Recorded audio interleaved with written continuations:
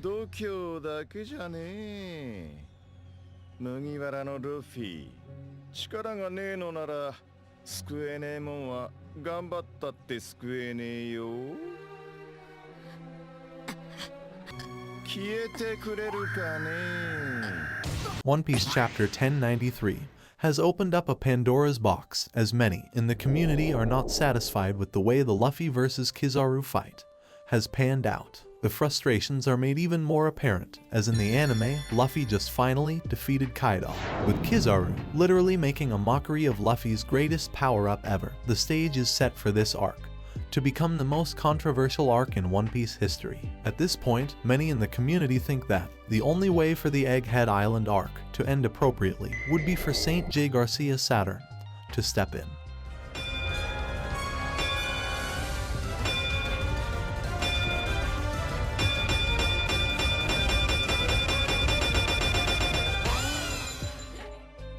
Many of the fans in the community took Luffy's statement literally. It is indeed true that Luffy claimed that Gear 5 was his peak. That said, I believe it is clear to everyone that this statement was geared at the boost he got from his Devil Fruit transformations. In fact, Luffy had to go through a Haki Bloom during his fight with Kaido in order for his attacks to inflict damage on Kaido. I would like to clarify a few details, and of course, try my best to shed more light on the many misconceptions that a huge chunk of the community has on Gear 5, as well as share my opinion on where this arc is headed. We shall split this video into 3 main parts. The first 2 parts will be major clarifications about the many misconceptions that the fans have. The next part will be an extremely important analysis on the chapter, and in this part, I will be explaining the setups and what could possibly happen at the end of this arc. So, if you do want to know how this arc is going to end, please watch the video until the end. But before we begin, please be sure to subscribe to the channel, as well as smash that like button. I just found out that many of you guys watch my videos without subscribing. It is not that difficult to subscribe, I assure you. I am really counting on you guys. Thanks. Let us begin. How did we move from this to this, or from this to this? The Luffy vs Kaido battle was the most impressive display of strength in the story. While this battle did indeed mark the story forever, it is clear that this battle is used by many in the community to criticize the manner in which Oda has been writing the Luffy vs Kizaru battle. This has thus led to many pointing out inconsistencies in Oda's writing. One of those inconsistencies pointed out was why Kaido never used advanced observation haki until the later parts of the battle. On the other hand, though Luffy is an advanced observation haki user, he was unable to dodge Kizaru's attack. Another one is the treatment that Kaido got as compared to Kizaru. In a nutshell, many say that Kaido fought Snakeman Luffy for long stretches of the fight, but Snake Man was easily bodied by Kizaru. And finally, many are not impressed with the treatment that Gear 5 has been receiving of late, as Kizaru has literally made a mockery of Luffy's Devil Fruit awakening by damaging Luffy all the while taking little to no damage. To be honest, I believe these are usually statements made by that section of the community that holds power scaling close to heart. This section of the community has always had Yonkos to be stronger than admirals. This is why they find Oda's writing inconsistent. Kaido certainly was confirmed to be an advanced observation haki user, and though it is true that he could have utilized advanced observation haki in the battle, he chose not to, because of 2 main reasons. The first is easy to explain.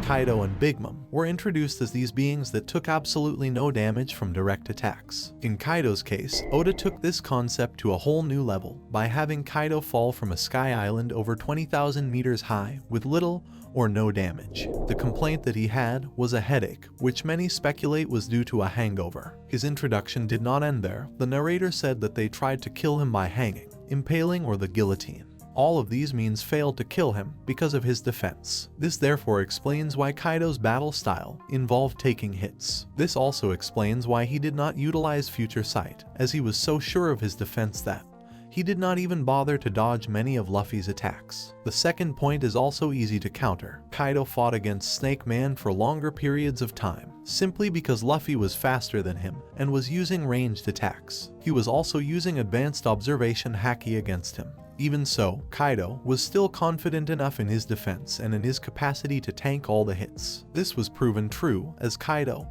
despite being slower and on the receiving end of many attacks, ended up defeating Luffy yet again. Finally, we have the comparisons between Kaido and Kizaru on their battle against Gear 5 Luffy. It is important to note that Luffy awakened his devil fruit when Kaido's endurance and durability had significantly reduced, which is why at some point in the battle, Luffy was overpowering him. But very few seem to notice that for the later part of the battle, Kaido was gradually gaining the upper hand, as he was steadily adapting to Luffy's new abilities. This is very important because, had Kaido been able to tank the Batarang gun, he most certainly would have won the fight. Many of those who point out these inconsistencies fail to realize that the main selling point of the Luffy vs Kaido battle was the fact that this battle was a battle between two mythical Zoan users who had access to the Zoan buffs of advanced regeneration and insane durability. This is what led to the amazing clashes and insane displays of strength that we witnessed in that battle. In order to shed more light on the Luffy vs Kizaru fight, it is important for us to look at this battle from two important standpoints. The nature of Kizaru's devil fruit, the de facto boost that this devil fruit grants him. First, we have to understand that Kizaru is a Loja devil fruit user and among the strongest Loja devil fruits. Other than intangibility, his fruit enables him to literally move at the speed of light all the while attacking his opponents. It is the speed of his attacks that make fighting Kizaru such a big problem, since advanced observation haki might enable you to see the incoming attack,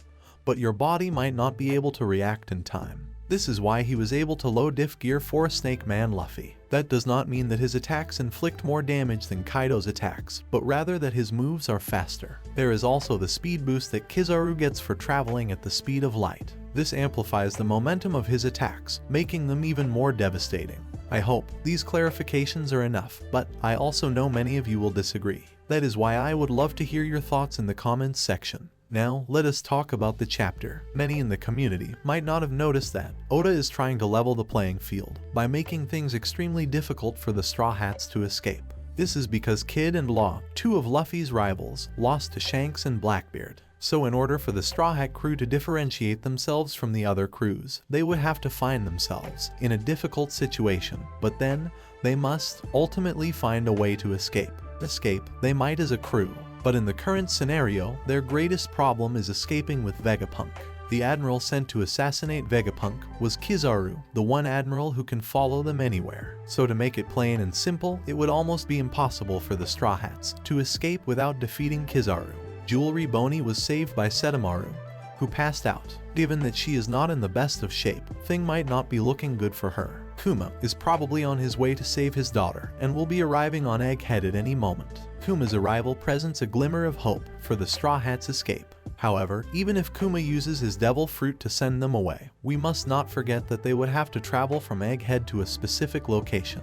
All Kizaru will need to do is follow them to that destination, and then continue his attack. Atlas and Co. were successful at overriding Kizaru's command and issuing new orders to the Marks III pacifistas. This of course would have favored the escape party. But as we all saw, St. J. Garcia Saturn is about to make his move. Since the Gorosei, and probably Amu, command greater authority on the pacifistas, I won't be surprised if Atlas commands are overwritten yet again.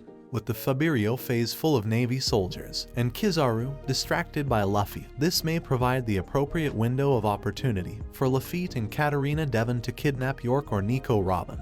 Blackbeard now has poneglyph rubbings, and would need someone who can interpret the inscriptions on the poneglyphs. With Robin severely injured, and all the powerhouses of the crew distracted, this might present the perfect window of opportunity for them to strike. The only issue for them would be how to escape.